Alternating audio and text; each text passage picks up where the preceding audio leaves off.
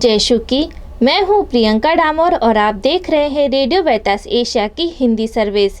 कलीसियाई समाचार में आप सभी का स्वागत है। कलीसियाई समाचारों में प्रमुख है, संत पिता फ्रांसिस ने फिलिपिनो आर्चबिशप को होली लैंड के लिए नए प्रेरित प्रतिनिधि के रूप में नामित किया। इंडोनेशियाई आर्चबिशप हत्या की 2 कोशिशों से बचे। नाइजीरिया में अपहरण हुए फादर रिहा। लाहौर उच्च न्यायालय ने ईश निंदा के लिए मौत की सजा पर ईसाई जोड़े को किया बरी। कोरोना से प्रभावित लोगों की मदद कर रहे हैं भारतीय कैथोलिक युवा। अर्नोल्ड्स परिवार कोविड महामारी के दौरान लोगों तक मदद पहुंचा रहे हैं।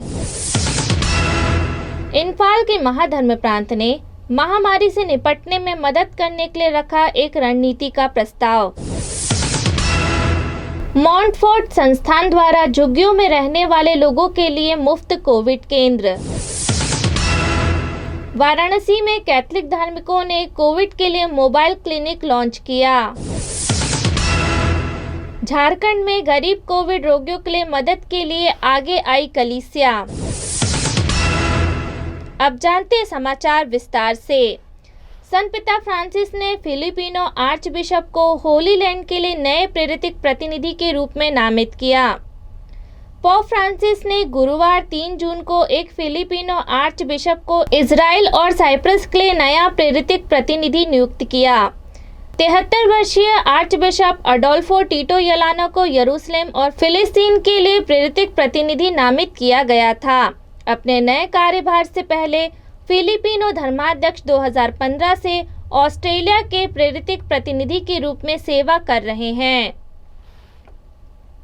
इंडोनेशियाई आर्चबिशप हत्या की 2 कोशिशों से बचे। ईसाई बहुलक पापुआ में एक इंडोनेशियाई आर्चबिशप का कहना है कि इस साल इस्लामी आतंकवादियों ने उन्हें 2 बार निशाना बनाया, जिन्होंने उनसे मिलने और खुद को उड़ाने की योजना बनाई थी। सेक्रेड हार्ट आर्चबिशप पेट्रस कैनिसियस मंडागी ने कहा कि आतंकवादियों ने देश के सबसे पूर्वी शहर मेराउके में उनके आवास और गिरजाघर में उन्हें मारने की योजना बनाई थी। उन्होंने कहा कि 28 मई को दक्षिणी पापुआ में छापेमारी के दौरान 10 अन्य लोगों के साथ गिरफ्तार एक संदिग्ध आतंकवादी से पूछताछ के बाद पुलिस ने उन्हें इस सप्ताह हत्या के प्रयास के बारे में बताया।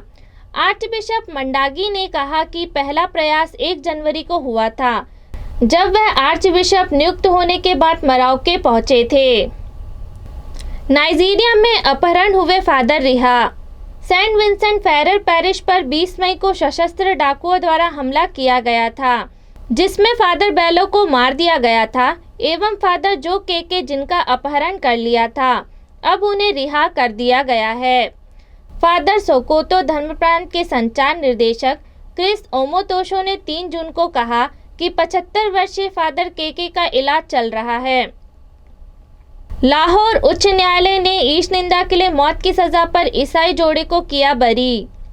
लाहौर पाकिस्तान में उच्च न्यायालय ने गुरुवार 3 जून को एक ईसाई जोड़े को बरी कर दिया, जिन्हें पाकिस्तान की ईश निंदा कानून के तहत मौत की सजा सुनाई गई थी। बरी होने से लगभग 8 साल की कानूनी लड़ाई समाप्त हो गई, जिसमें ईसाई दंपति शफकत इमानुअल और शगुफ्ता कौसर को अलग अलग मौत की सजा सुनाई गई थी। दंपति के वकील सैफ उल मुलक ने कहा, मैं इस जोड़े के लिए न्याय पाकर खुश हूँ।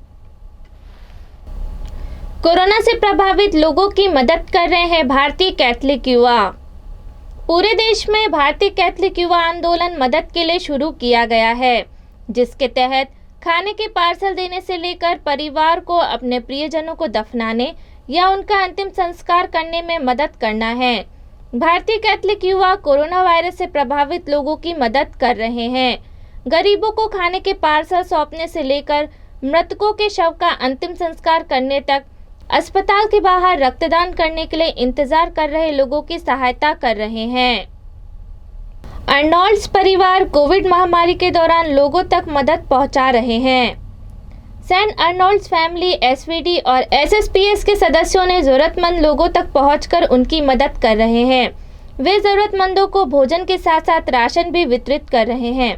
एसवीडी का आईएनसी प्रांत इंदौर के जन विकास और भोपाल के सम्मान संस्था के माध्यम से लोगों तक पहुंचता है। फादर रॉय के नेतृत्व में जन विकास और फादर जेम्स के नेतृत्व में सम्मान संस्था इंदौर और भोपाल में लोगों को 2-2 हजार राशन किट बांटी। एसवीडी और आईएनसी प्रांत गुवाहाटी प्रांत के फादर जीवन कैनेडी रिक्शा खींचने वालों को भोजन किट वितरित कर रहे हैं, जो हर दिन मजदूरी पर निर्भर रहते हैं। इम्फाल के महाधर्म प्रांत ने महामारी से निपटने में मदद करने के लिए रखा एक रणनीति का प्रस्ताव।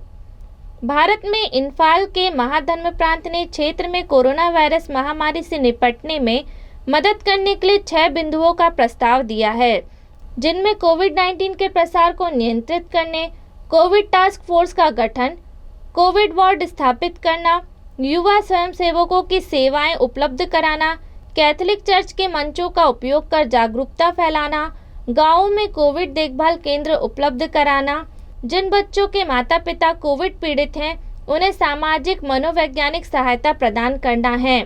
2 जून को एक बैठक के दौरान मणिपुर राज्य में सरकार के प्रतिनिधियों का प्रस्तावित कदम प्रस्तुत किए गए थे। मॉन्टफोर्ट संस्थान द्वारा झुग्गियों में रहने वाले लोगों के लिए मुफ्त कोविड केंद्र खोला। हैदराबाद में मॉन्टफोर्ट सामाजिक संस्थान ने 4 जून को एक मुफ्त कोविड देखभाल केंद्र खोला, ताकि झुग्गियों में रहने वाले उन मरीजों की देखभाल की जा सके जिन्हें अपने घर में अलग रहने के लिए जगह नहीं है, जिनके कारण कई बार पूरा परिवार संक्रमित हो जाता है। मॉन्टफोर्ट सामाजिक संस्थान के निदेशक ब्रदर वर्गीस ने कहा, इस समस्या का हल करने हेतु संस्थान में 25 बेड की सुविधा दी गई है।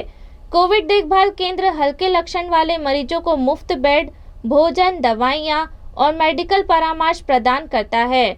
यह मरीजों एवं उसके परिवार वालों को काउंसलिंग की सुविधा भी प्रदान करता है।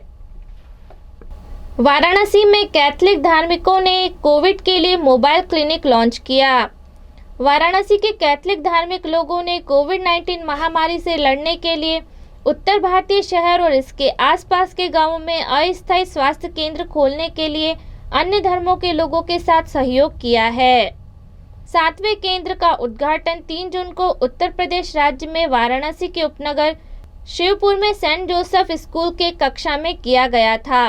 यह केंद्र विश्व ज्योति कम्युनिकेशन, इंडियन मिशनरी सोसाइटी की मीडिया कम्युनिकेशन विंग और sister of our lady of Providence का एक संयुक्त उद्गम है।